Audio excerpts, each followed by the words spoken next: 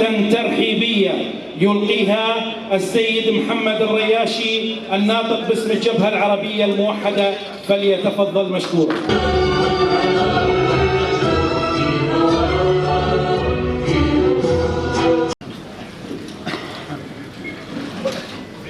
الحمد لله والصلاة والسلام على رسول الله وعلى آله وأصحابه أجمعين.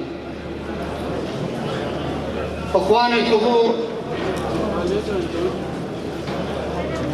مجاري.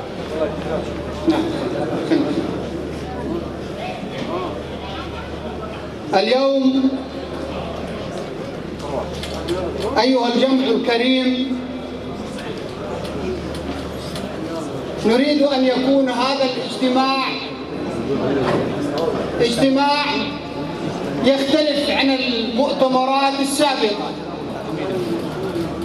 لا نريد أن نلقي على أسماعكم الخطب المكتوبة والحماسية، وإنما نريد أن نضع النقاط على الحروف.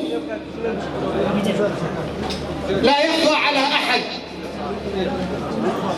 ما تعرض له المكون العربي في العراق، في عموم العراق، من فرقة أدت إلى تمزيق وحدة هذا المجتمع.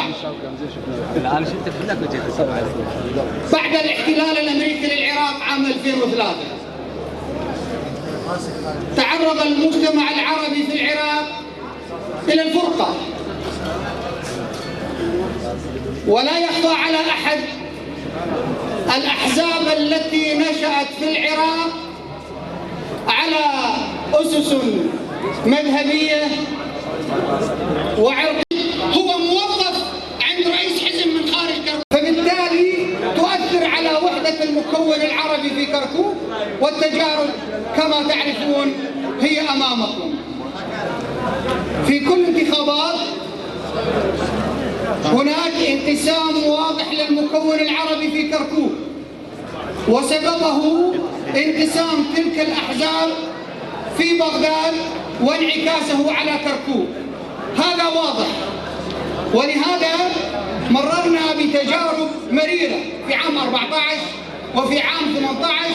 العرب دخلوا في أكثر من 6 قوائم، فبالتالي ضاعت أو تشتتت أصوات المكون العربي. اليوم إخوانكم في الجبهة العربية الموحدة عملوا على تشكيل هذه الجبهة لتكون خيمة للعرب، لتكون مرجعية للعرب، تحتوي تلك الأحزاب، تحت خيمتها تحوي